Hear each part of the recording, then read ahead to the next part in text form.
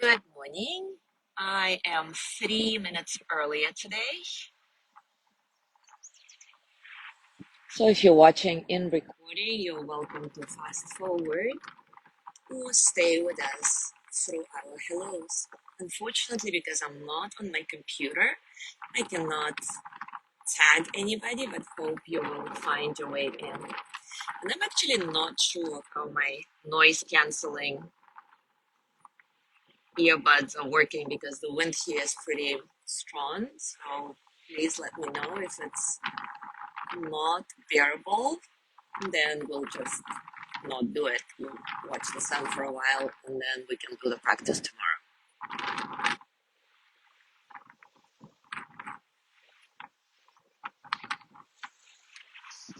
Jenny, can you actually check the sound?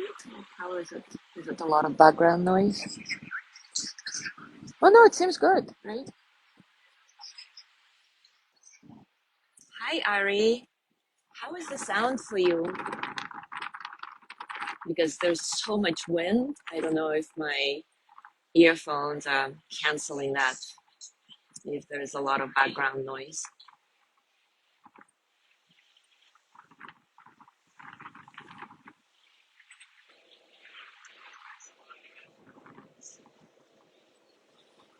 Jenny, who I am with right now, saying that the sound is good.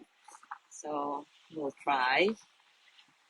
Good morning, Gina. It is beautiful. I am at Chankanab. There is a new condo called Deck 17. Pretty cool. And they have a beautiful rooftop.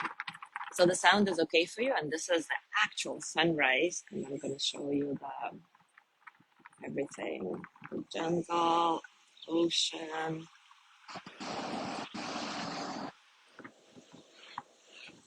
Good morning. How cool is that? So Gina, is the sound okay for you? I'll focus on the sun just because it's so pretty today. My God. And the rare time when we can actually do the sunrise, since usually on the other side where the sunrise is, um, there is no connection. So let's enjoy this. All right, well, beautiful. I'm glad my earphones are so good. Thank you, Apple. All right, well, it is time for us to start. Um, and in the past few sessions, we have been working with our thoughts as the object of meditation. Today, we will be moving on to include our emotions into the mix. Galen Ferguson says in his book Natural Wakefulness, distraction is married to disconnect. Distraction is married to disconnect. And it's so true. We are always so tempted in our meditation or outside of it, in our daily life, to run away from unpleasant emotions and to chase after the pleasant ones. And this struggle to push away or to grasp onto something that is meant to be an ever-changing flow of energy is how we distract ourselves away from the present moment. Pema Chodron says this in her book, How to Meditate. There is nothing as real and direct and counter-habitual as being present, just as it is, with yourself, just as you are, with emotions, just as they are. As difficult as it can be, the result of that training is non-struggle, not rejecting your experience, fully engaged with yourself, with the world, and being there for other people. Another result of coming back to being with yourself, just as you are, is that emotions don't escalate to catastrophic levels. Drop a stone in the water, and what happens? The ripples go out. If the stone is big enough, it can rock a rowboat on the other side of the lake. And it's the same, generally speaking, when an emotion arises and you acknowledge, oh, I'm getting all worked up. Oh, my heart is going faster. I'm feeling fear, or I'm feeling resentment, or just I'm feeling activated, triggered. And at that moment, when you acknowledge, there is a space. Just by the very act of acknowledging or being present enough, conscious enough, you will find space. And in that space lies your ability to choose how you're going to respond. You can either stay present with whatever it is you're feeling, with the intensity or heat or edginess or shakiness of the emotion, or you can spin off. You can be caught into the momentum and carried away, which usually means you start talking to yourself about what's going on, creating a storyline. You churn it all up more and more, and it's like the ripples go out and out and when you choose to reinforce the emotion, when you choose to engage in the storyline behind it, what you're really doing is exaggerating.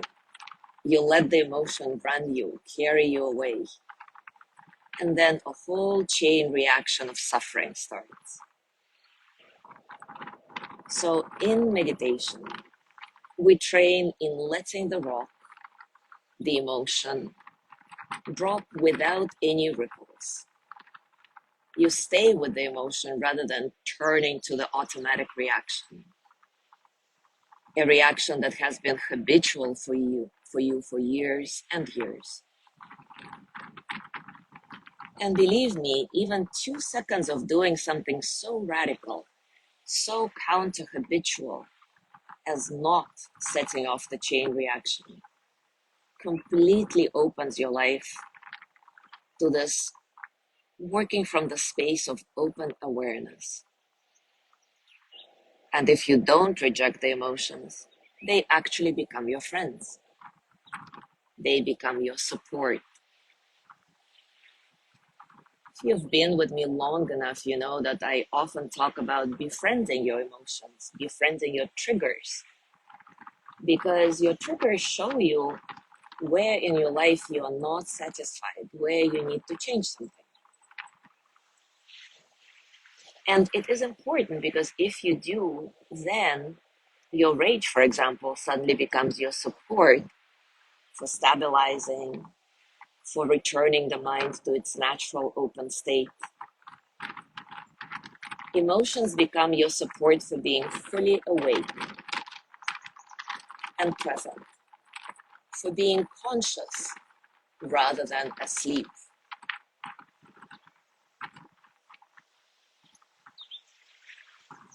for being present rather than distracted. And that's a whole different way of living, a whole different way of looking at the same old stuff. So let's practice working with emotions and meditation together now. And before we start, I want to remind you that we did a whole series on working with all sorts of emotions. This series was based on the book called Atlas of the Heart by Brené Brown, where she takes a very detailed look at all possible human emotions. And if you missed that series, I strongly recommend finding it. It's called Embodied Life.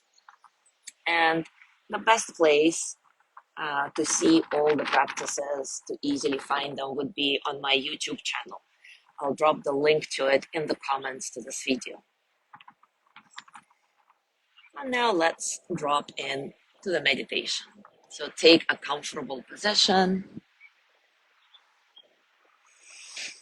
As always, Take a few moments to settle into your body. Find a posture that allows you to stay alert and at the same time relaxed.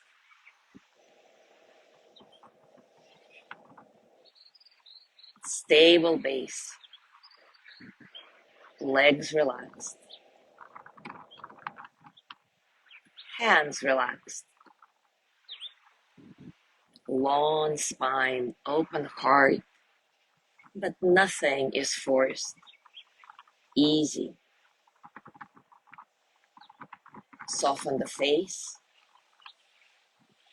Maybe bring a gentle smile to your lips. Eyes can be gently open or closed.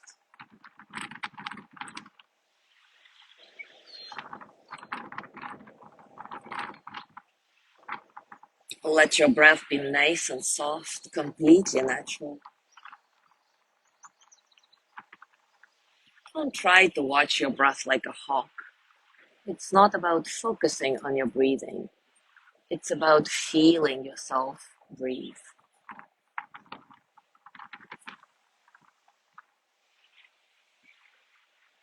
Easy, no struggle. Letting all the experiences of the present moment, physical sensations, thoughts, emotions, to just flow through you as energy.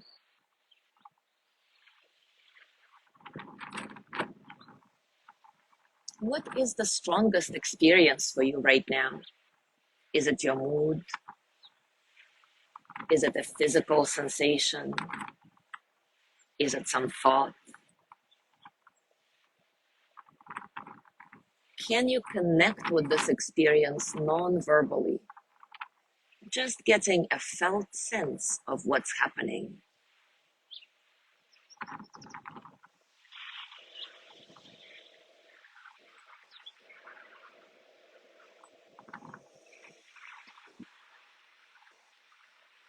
Now take a moment to find a painful memory.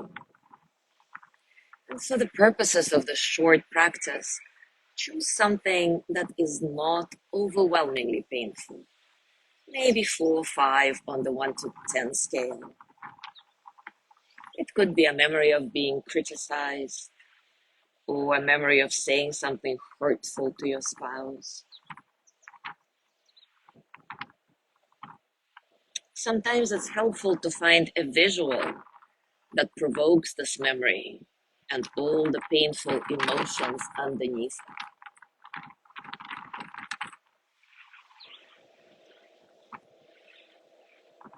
And now, with this painful memory, with this painful emotion in mind, turn your attention to your breath. Let your breath be your support, your friend for training in being present.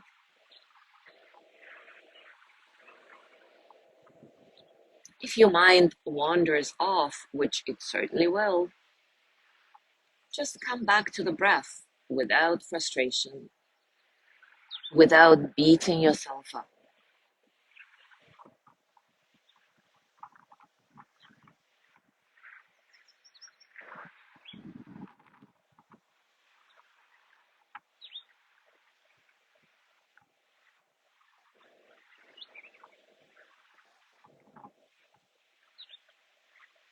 Remember that anything can arise in space and be the object or support for your training. So now bring forward in your awareness the pleasant, painful memory and the emotion associated with it. See if you can experience the texture of this feeling, the temperature. Maybe you can tell where in your body this feeling lives. Where do you feel it the strongest?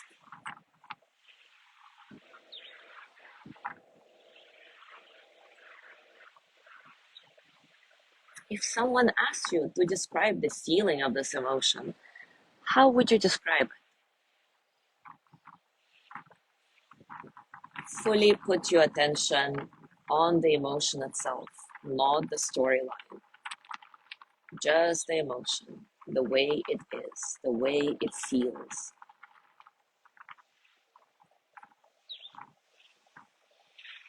And please know that for some people, this exercise is super easy. For others, it's quite a challenge. Either way, it's all good. Just do your best to be present with the unpleasant emotion. Nothing more, nothing less.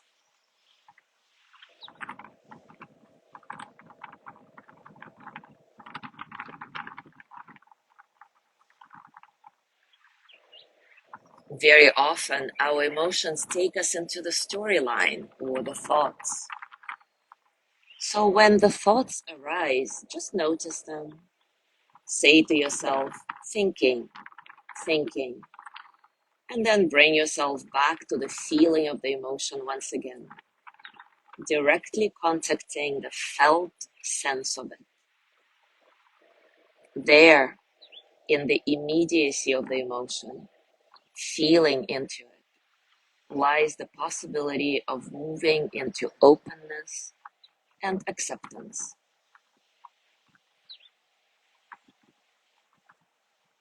Hopefully, you'll find that this is quite liberating and eventually quite settling.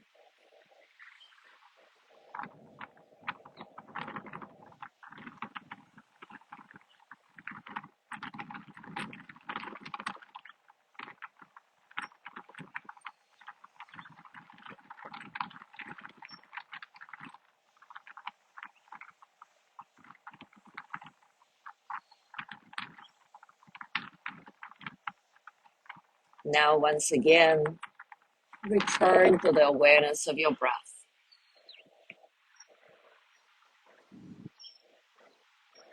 Scan your body and notice how you're feeling now, physically, emotionally, mentally.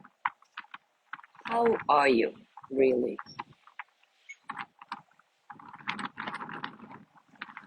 And as you go through your day today, I encourage you to get curious about your emotions, to allow yourself to go into them so that you can experience this opening, this space.